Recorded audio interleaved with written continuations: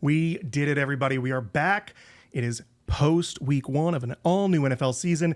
And more importantly, we are one game in now to the 50th season of the Tampa Bay Buccaneers.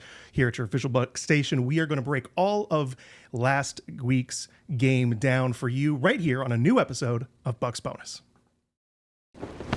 Live from the Stream Center in Tampa, Florida, the home of News Channel 8, your official Bucs station. This is Bucs Bonus on WFLA Now. Welcome into the Stream Center here on Bucs Bonus, your official Bucs station. We are News Channel 8. I am your host, Garrett Phillips, here with our Bucs Insider Aileen Hnatiuk. And joining us today are special guest one, the man, the myth, the legend, Scott Reynolds. He needs no introduction. Come on now.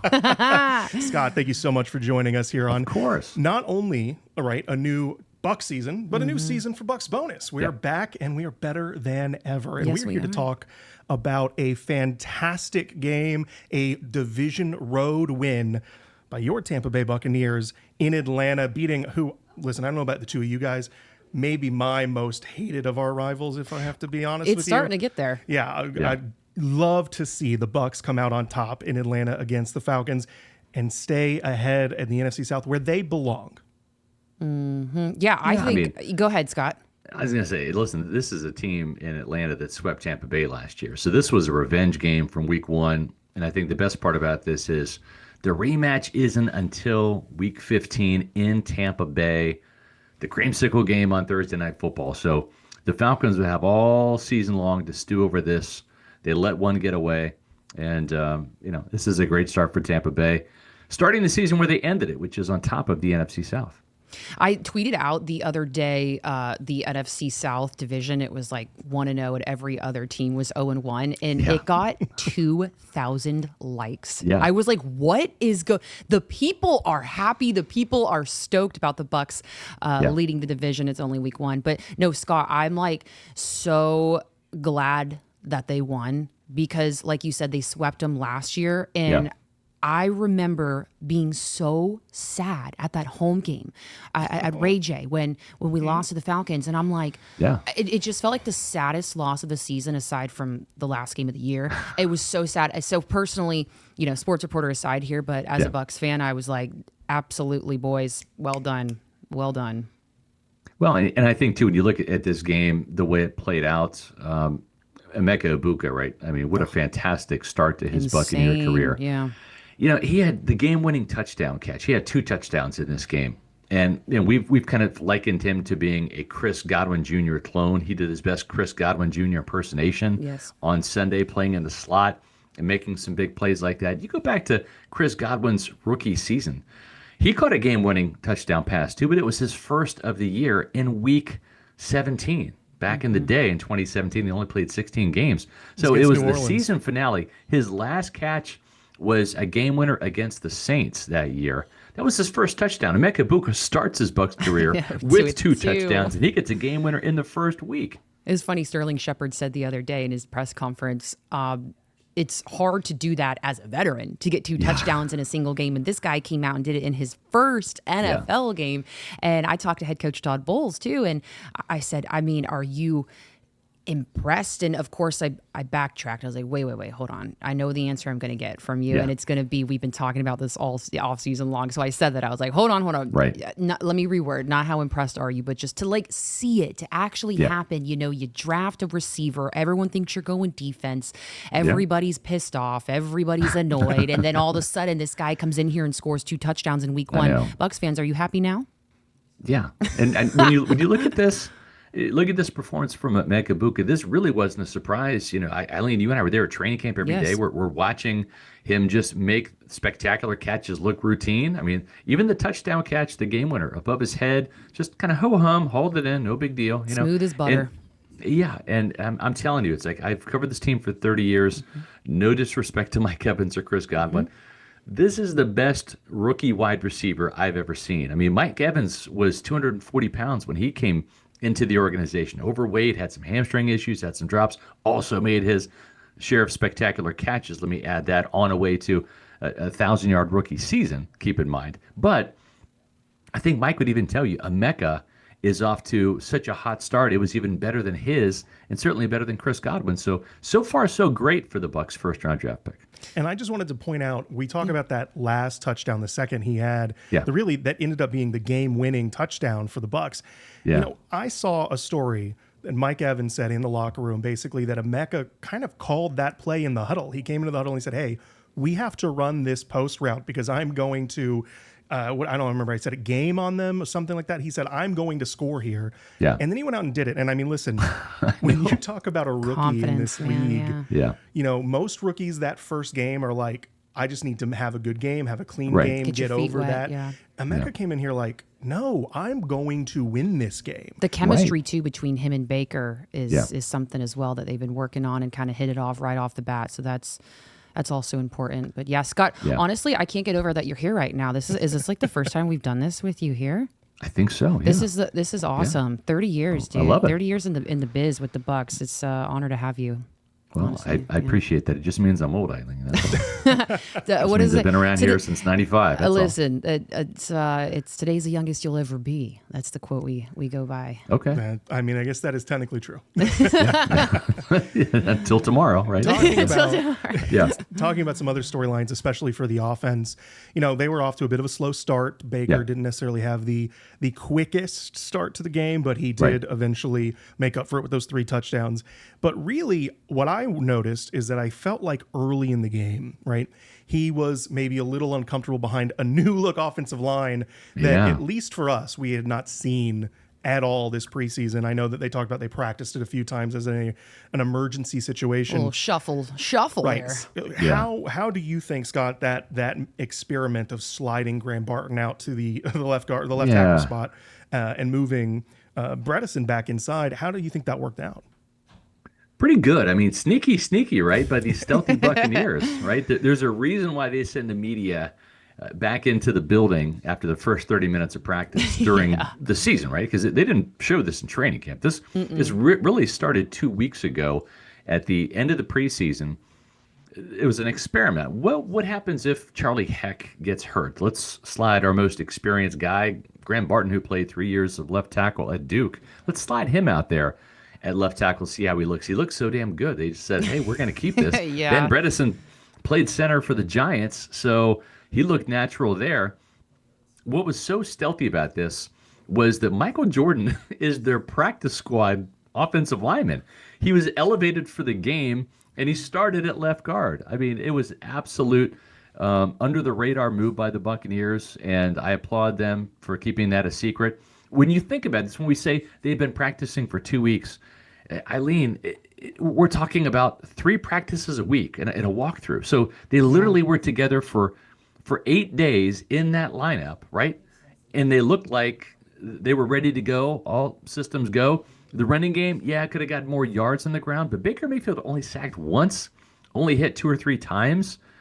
The first-round draft picks by the Falcons, those pass rushers, Jalen Walker, James Pierce, they were invisible on Sunday. A great job by this retooled offensive line. And you wonder if they're going to do this moving forward every single game, right? And you mentioned the practice squad with Michael Jordan being elevated. Yeah. You and I talked about this. This is good. This is a really, really strong practice squad.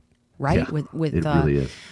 And I think that is something that sets the Bucs apart from other teams is having such so many veterans on the practice squad. But I thought it worked well too. And it's funny because the old saying goes, if it's not broke, don't fix it. And it's weird because the O-line wasn't broken, right? Like they had a good thing going, and then like just you said, Tristan Wirfs. He's getting fixed. He's on the mend, no crutches. Walking around, he's in a sleeve. Aside from him being broken, it was interesting that they did this. And Todd Bowles, I was like, you pulled a fast one on us when we did our Bucs with Bowles interview, and he was like, no, we didn't. We did this 1 or 2 times. You just didn't catch it. I was like, and then Lou Gedeke in the locker room, remember he was like, we had to keep it a little secret, couldn't show you guys, mwahaha. But I love that we can kind of tease them and have that relationship with the guys in Bowles. Yeah. So it was good for them that they were able to get that win, and I guess better their offensive line in terms of what they thought. Yeah, for sure. Yeah, so before we move on to the defense, we're going to take a quick break right here. We're going to be right back, and we're going to get into the defense and why you might be maybe want to have a little bit of concern, maybe a little bit of optimism, and right when we get back.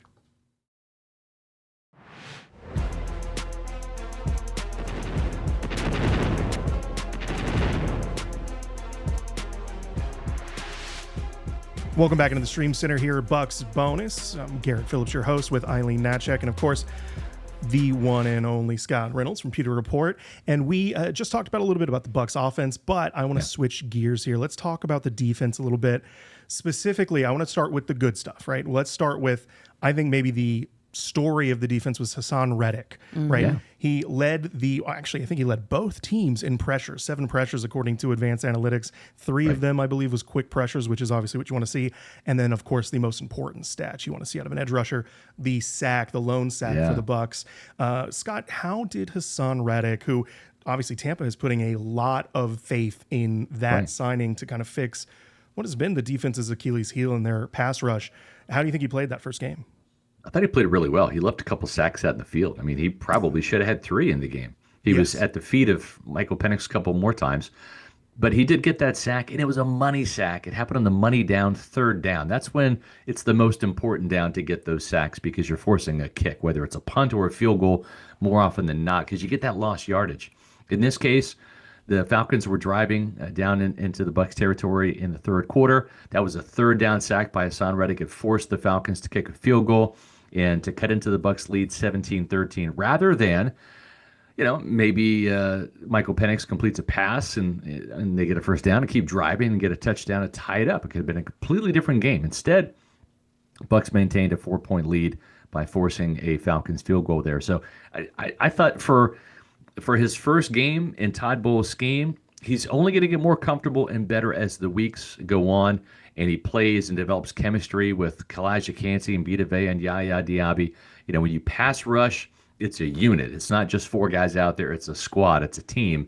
And the more chemistry they get, the more teamwork, you're going to see some more sacks from this Tampa Bay defense. Yaya Diaby also had a sack, and it was just right. I know. It was negated by a penalty from Jamel Dean. When you talk about Yaya Diaby too, I almost wanted to see a little bit more out of him in that game. He had such a great offseason. I mean, it is week 1, so hopefully we see more from him in week 2. Yeah. But how about Tyke Smith?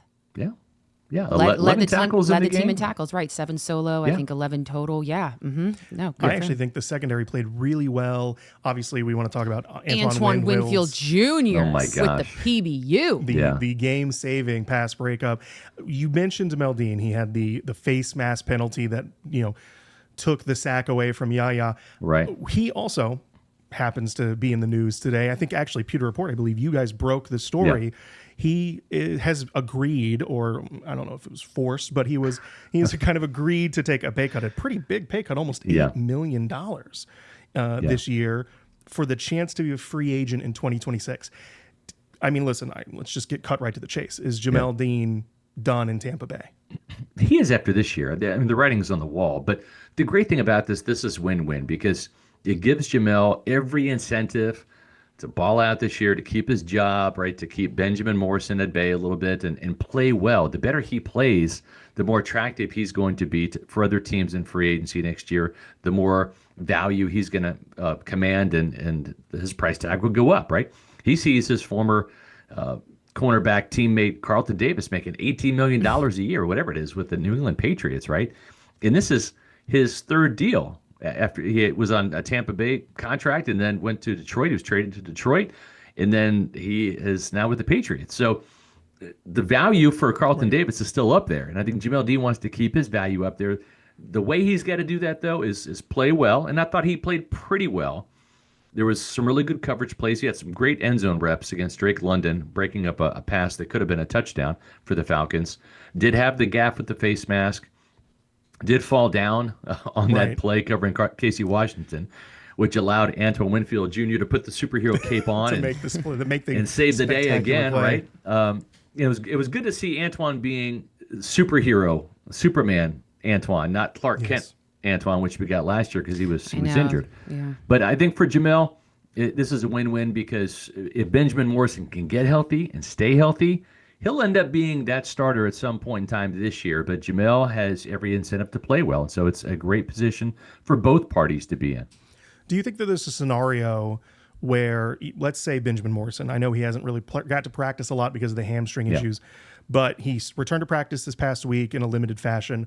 If he starts to pick it back up again, if he starts to get on the field and take those reps away from Dean, I know normally teams with the type of aspirations for the postseason that Tampa Bay has, they're not normally big sellers at the trade deadline. Right. Do you think that becomes a possibility if Morrison and Parrish continue to kind of emerge for them, especially because now I believe, if I remember correctly, the NFL rules say if you adjust a contract the way that they did with Jamel Dean this year, you don't get a comp pick.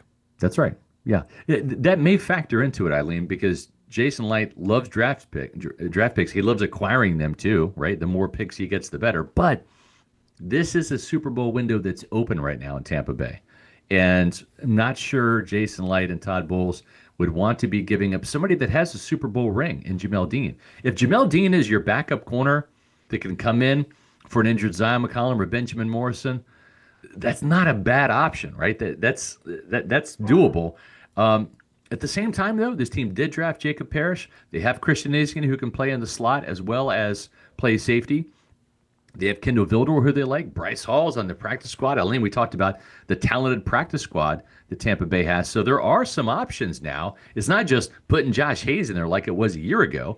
So maybe depending on the offer, I think if the offer was sweet enough, maybe Jason Light would trade Jamel Dean if Benjamin Morrison gets healthy, stays healthy, and is the guy they think he is as a ball hawk in the second round.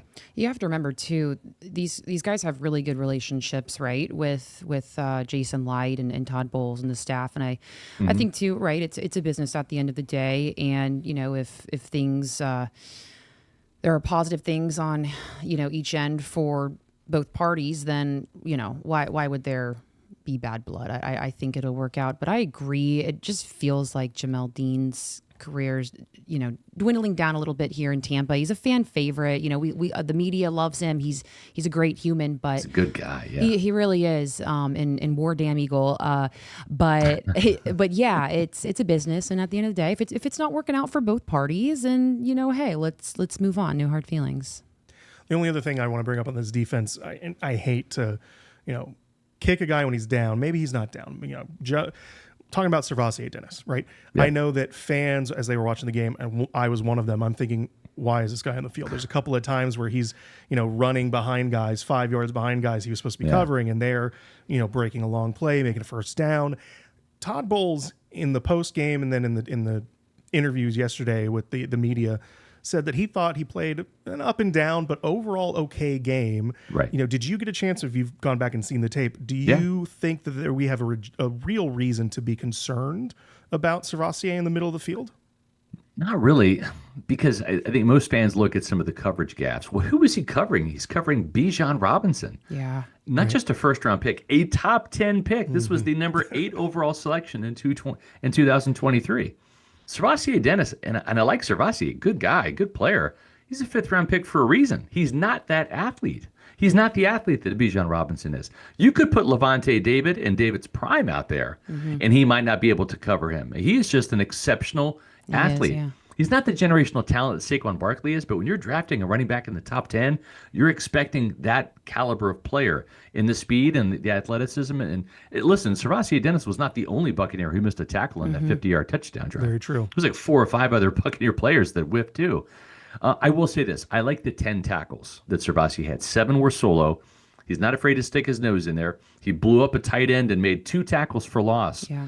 I'll remind you that he's smart too. He's very smart. KJ Britt, the guy he's replacing, only had 2 tackles for loss all of last year.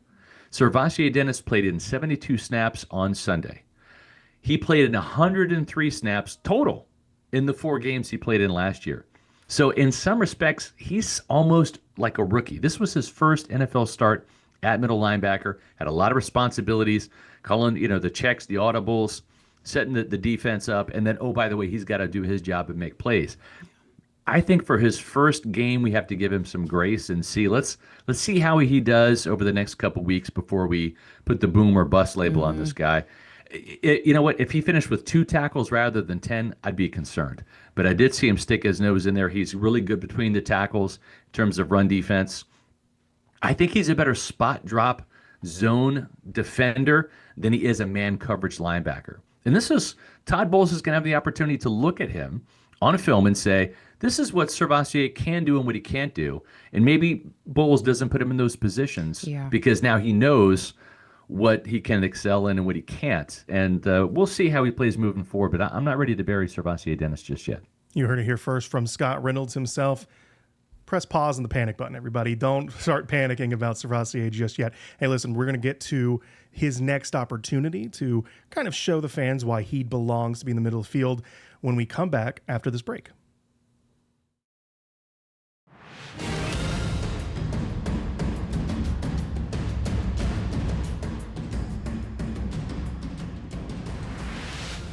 Welcome back into the Stream Center. Bucs Bonus. Garrett Phillips here with Aileen Hnatiuk and Scott Reynolds of Pewter Report. We were just talking about the defense. We're just talking about why, a guy like SirVocea Dennis needs to have another good game under his belt, start to get better as he progresses. Well, he's going to have a chance, unfortunately, in what I think is maybe the biggest curse of the Bucs, at least in these recent years, in prime time.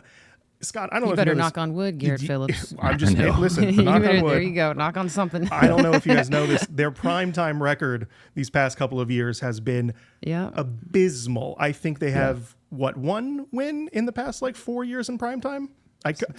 Last year they were 0-5, including that playoff loss to the Commanders at home. So it's scary stuff, right, Aileen? I mean, here's what I do like.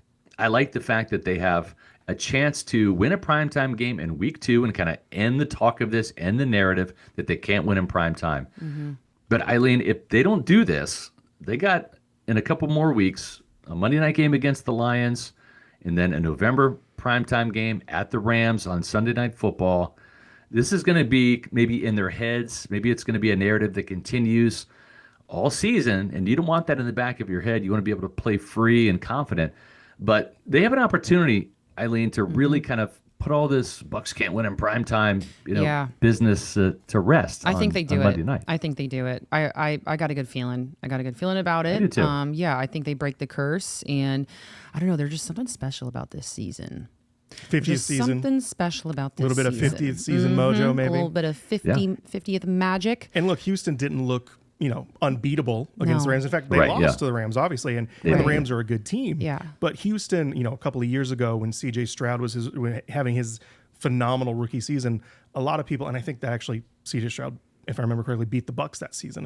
Carved the Bucs up in a heartbreaking game, which I remember as a fan, just it ruined my week, and it always does when they lose. They have a chance here for real revenge against a Houston team that has, since that moment, because really that was kind of his coming out party that season, and since that moment they have looked, let's say, pedestrian. Mortal is a great word to use. The game last week, here it's saying their lead rusher, Nick Chubb, he only had 60 yards, and then C.J. Stroud right underneath him with 32. Their offense did not do The Texans also lost their starting center in that game. They're going to have a backup center. Somewhere Vita Vea is smiling right now. Oh, I'm sure the big man cannot wait to take advantage. Yeah. All right. So this has been a fantastic episode. Our first episode back of the new season here in Pewter Report. Pewter Report of Bucs Bonus. We have Scott Reynolds. A little collaboration there. Report. Hey, he's trying to hit something over there, Scott. No, I'm just kidding. Any final words, any final thoughts you guys have about this coming week or the coming season that you want to say before we go? Scott, go for it. Listen, I think this team's going to win 11 games. I've been on record with the prediction. It's 1 win over last year's record. The key statistic for this week is the same it was last week. Todd Bowles is undefeated in week 1. Mm-hmm. He's now 4-0 as the Bucs head coach. He's also 3-0 in week 2 as the Bucs head coach, and I think that the Bucs will go to 4-0 in week 2 under Todd Bowles with the win, snapping that curse in primetime, as Aileen Hnatiuk correctly pointed out. I think they're going to get the win. Yeah, I think so too. I think they win by 2 touchdowns. Ooh, we're going to put some predictions out. 2 touchdowns. Yeah, okay. I think they win by 2 touchdowns. Scott, you want to put a score out there? Not yet. I'm not as confident in that as Aileen is. But I will say this. Hey, I'm more confident in the left tackle position against Will Anderson Jr.